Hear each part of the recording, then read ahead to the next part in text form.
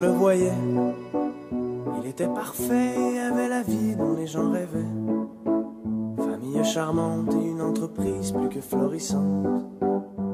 Laura, Patrice et Anissa viennent de vous rejoindre pour votre télématin. Et on commence, bonjour Anissa, par s'intéresser aux télévisions étrangères avec un programme canadien que vous nous avez déniché qui nous raconte, j'allais dire, comment l'art peut bouleverser une vie en fait, non? C'est précisément ça. Alors c'est vrai que l'art bouleverse, émeut, touche, oui. Mais a priori on n'imagine pas qu'une œuvre d'art puisse littéralement transformer votre vie. Eh bien c'est tout au contraire. Ce qui est présenté, ce qui est expliqué par le programme québécois dont on parle, qui va vous expliquer non seulement que l'art peut vous faire émotionnellement voyager, mais qu'il peut aussi agir comme une alerte, comme un réveil, ou plutôt même un éveil, et vous pousser à tout changer du jour au lendemain. Tout cela... Oui, c'est québécois ou canadien? C'est québécois. C'est québécois. Petite différence par rapport à l'approche. Hein, alors, c'est vrai. Il y a une sensibilité plus prononcée. Et donc, ce programme s'appelle Faire œuvre utile. Faire œuvre utile... C'est l'enjeu de mots. Exactement. Et c'est aussi le titre d'un ouvrage qui a été publié il y a un an par la présentatrice de l'émission. Il est important de dire son nom. Elle s'appelle Émilie Perrault. Et dans cet ouvrage, et donc dans cette émission, elle recueille le témoignage d'une vingtaine de personnes qui...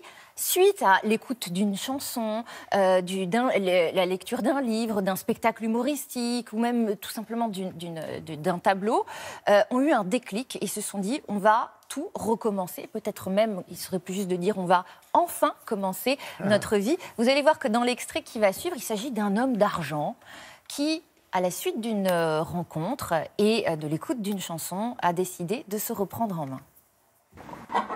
Dans chaque chanson, en fait, il y a un message. Ça nous apprend des choses, des fois sur nous-mêmes, puis des fois sur les autres.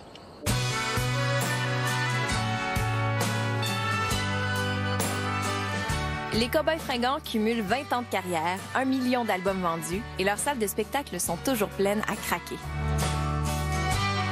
Jean-François Posé, le guitariste et parolier du groupe, a composé plus de 120 chansons depuis le début de sa carrière.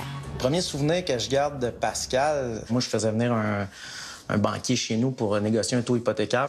Il est arrivé ici, costaud, gros gaillard, veston cravate, les cheveux gominés, une grosse BMW dans la cour. Fait que je me suis dit, c'est un homme important qui arrive, haut placé de la banque.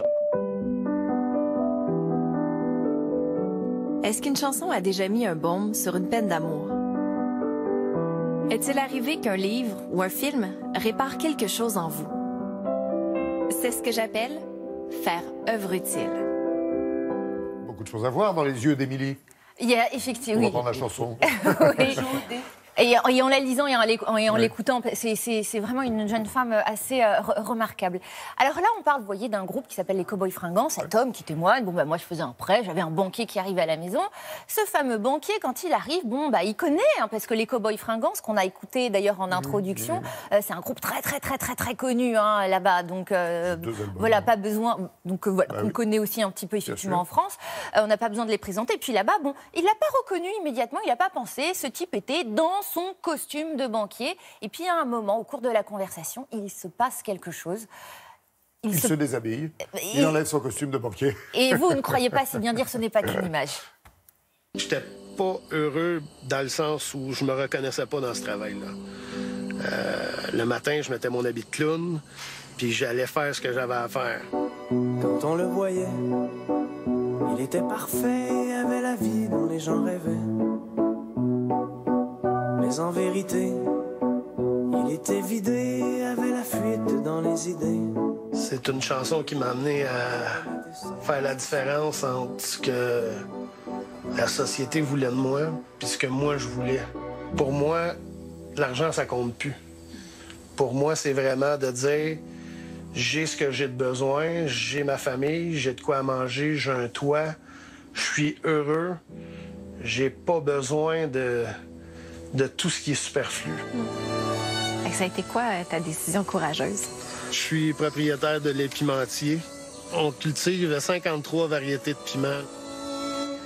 La seule chose qui compte pour moi, c'est de faire quelque chose que j'aime. À partir de là, c'est facile. Parce que quand tu le fais pour toi, tu le fais parce que t'aimes ça. Inspiré et inspirant. Ah totalement inspirant. Et puis qui sait, ça peut peut-être donner des idées à combien de gens qui se posent aussi cette question au quotidien et qui ne franchissent pas le pas. L'audace, c'est ce qu'il faut. Merci beaucoup, Anissa.